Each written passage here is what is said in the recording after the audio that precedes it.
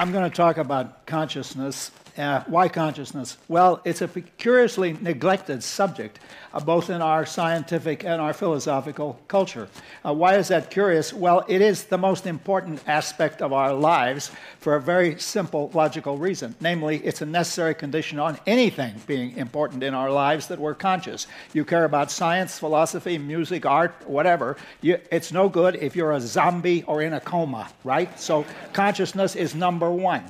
All right, now we've got, that's the first reason for talking about consciousness. The second reason is that when people do get interested in it, as I think they should, they tend to say the most appalling things. And I'm not going to attempt to conceal from you some of the most appalling things that have been said about consciousness. And then even when they're not saying appalling things and they're really trying to do serious research, well, it's been slow.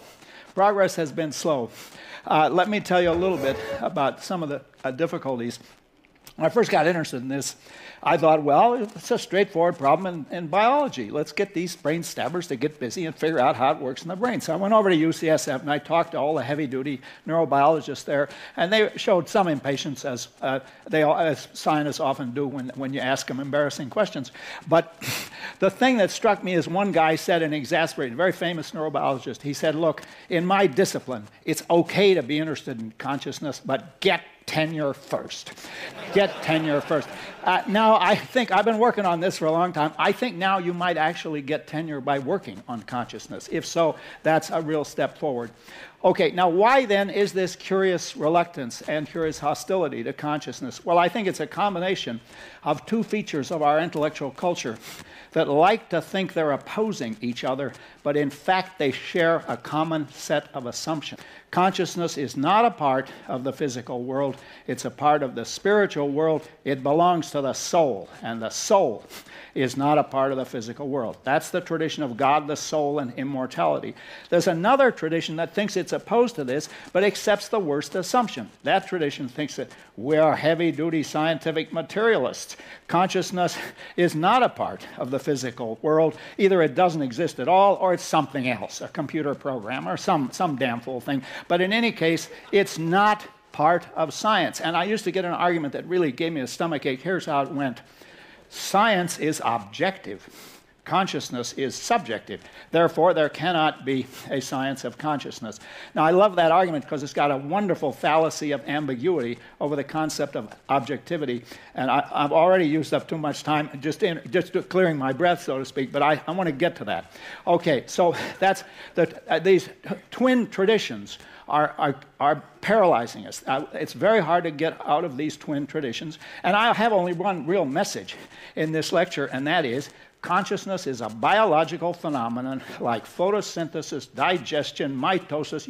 You know all the biological phenomena. And once you accept that, most, though not all, of the hard problems about consciousness simply evaporate. And I'm going to go through some of them. Okay, now I promise you to tell you some of the outrageous things said about consciousness. And just because of shortage of time, I'm only going to mention 4 of the worst. 1, consciousness does not exist. It's an illusion, like sunsets. Science has shown sunsets and rainbows are illusions, so consciousness is an illusion. 2, well, maybe it exists, but it's really something else. It's a computer program running in the brain. 3, no, the only thing that exists is really behavior. It's embarrassing how influential behaviorism was, but I'll get back to that. And 4, maybe consciousness exists, but it can't make any difference to the world. How could spirituality move anything? And whenever somebody tells me that, I think, you want to see spirituality move something? Watch. I decide consciously to raise my arm, and the damn thing goes up. Furthermore, notice this.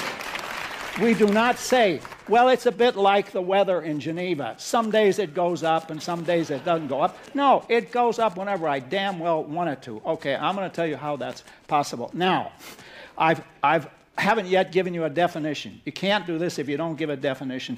People always say, consciousness is very hard to define. I think it's rather easy to define if you're not trying to give a scientific definition. We're not ready for a scientific definition, but here's a common sense definition. Consciousness consists of all those states of feeling or sentience or awareness. It begins in the morning when you wake up from a dreamless sleep, and it goes on all day till you fall asleep or die or otherwise become unconscious. Dreams are a form of consciousness on this definition. Now, that's the common sense definition. That's our target. If you're not talking about that, you're not talking about consciousness. But they think, well, if that's it, that's an awful problem. How can such a thing exist as part of the real world? And this, if you've ever had a philosophy course, this is known as the famous mind-body problem. I think that has a simple solution too. I'm going to give it to you. And here it is. All of our conscious states, without exception, are caused by lower-level neurobiological processes in the brain, and they are realized in the brain as higher-level or system features. It's about as mysterious as the liquidity of water, right? The liquidity is not an extra juice squirted out by the H2O molecules. It's a condition that the system is in. And just as the jar full of water can go from liquid to solid, depending on the behavior of the molecules, so your brain can go from a state of being conscious to a state of being unconscious, depending on the behavior of the molecules. The famous mind-body problem is that simple. All right, but now we get into some harder questions. Let's specify the exact features of consciousness so that we can then answer those 4 objections that I made to it. Well, the first feature is it's real and irreducible. You can't get rid of it. You see, the distinction between reality and illusion is the distinction between how things consciously seem to us and how they really are. It consciously seems like I like the French arc-en-ciel. It seems like there's an arch in the sky, or it seems like the sun is setting over the mountains. It consciously seems to us, but that's not really happening. But for that distinction between how things consciously seem and how they really are, you can't make that distinction for the very existence of consciousness. Because where the very existence of consciousness is concerned, if it consciously seems to you that you are conscious, you are conscious. I mean, if a bunch of experts come to me and say, we are heavy-duty neurobiologists, and we've done a study of you, Searle, and we're convinced you are not conscious. You are a very cleverly constructed robot. I don't think, well, maybe these guys are right, you know. I don't think that for a moment, because, I mean, Descartes may have made a lot of mistakes, but he was right about this. You cannot doubt the existence of your own consciousness. Okay, that's the first feature of consciousness. It's real and irreducible. You cannot get rid of it by showing that it's an illusion in a way that you can with other standard illusions. Okay, the second feature is this one that has been such a source of trouble to us, and that is all of our conscious states have this qualitative character to them. There's something that it feels like to drink beer, which is not what it feels like to do your income tax or listen to music. And this qualitative feel automatically generates a third feature, namely conscious states are by definition subjective in the sense that they only exist as experienced by some human or animal subject, some self that experiences them. Maybe we'll be able to build a conscious machine. Since we don't know how our brains do it, we're not in a position so far to build a conscious machine. Okay, another feature of consciousness is that it comes in unified conscious fields. So I don't just have the sight of the people in front of me and the sound of my voice and the weight of my shoes against the floor, but they occur to me as part of one single great conscious field that stretches forward and backward. That is the key to understand the enormous power of consciousness. And we have not been able to do that in a robot. The disappointment of robotics derives from the fact that we don't know how to make a conscious robot, so we don't have a machine that can do this kind of thing. Okay, the next feature of consciousness, after this marvelous unified conscious field, is that it functions causally in our behavior. I gave you a scientific demonstration by raising my hand, but how is that possible? How can it be that this thought in my brain can move material objects? Well, I'll tell you the answer. We know, I mean, we don't know the detailed answer, but we know the basic part of the answer, and that is there are a sequence of neuron firings, and they terminate where the acetylcholine is secreted at the axon end plates of the motor neuron. Sorry to use philosophical terminology here, but But when it's secreted at the axon end plates of the motor neurons, a whole lot of wonderful things happen in the ion channels, and the damned arm goes up. Now, think of what I told you. One and the same event, my conscious decision to raise my arm, has a level of description where it has all of these touchy-feely spiritual qualities. It's a thought in my brain, but at the same time, it's busy secreting acetylcholine and doing all sorts of other things as it makes its way from the motor cortex down through the nerve fibers in the arm. Now, what that tells us is that our traditional vocabularies for discussing these issues are totally obsolete. One and the same event has a level of description where it's neurobiological and another level of description where it's mental, and that's a single event, and that's how nature works. That's how it's possible for consciousness to function causally. Okay, now, with that in mind, with going through these various features of consciousness, let's go back and answer some of those early objections. Well, the first one I said was consciousness doesn't exist, it's an illusion. Well, I've already answered that. I don't think we need to worry about that. But the second one had an incredible influence and may still be around, and that is, well, if consciousness exists, it's really something else. It's really a digital computer program running in your brain. And that's what we need to do to create consciousness, is get the right program. You forget about the hardware. Any hardware will do, provided it's rich enough and stable enough to carry the program. Now, we know that that's wrong. I mean, anybody who's thought about computers at all can see that that's wrong, because computation is defined as symbol manipulation, usually thought of as zeros and ones, but any symbols will do. You get an algorithm that you can program in a binary code, and that's the defining trait of the computer program. But we know that that's purely syntactical, that's symbolic. We know that actual human consciousness has something more than that. It's got a content in addition to the syntax. It's got a semantics. Now, I made that argument oh my God, I don't want to think about it, more than 30 years ago. But there is a deeper argument implicit in what I've told you, and I want to tell you that argument briefly, and that is consciousness creates an observer-independent reality.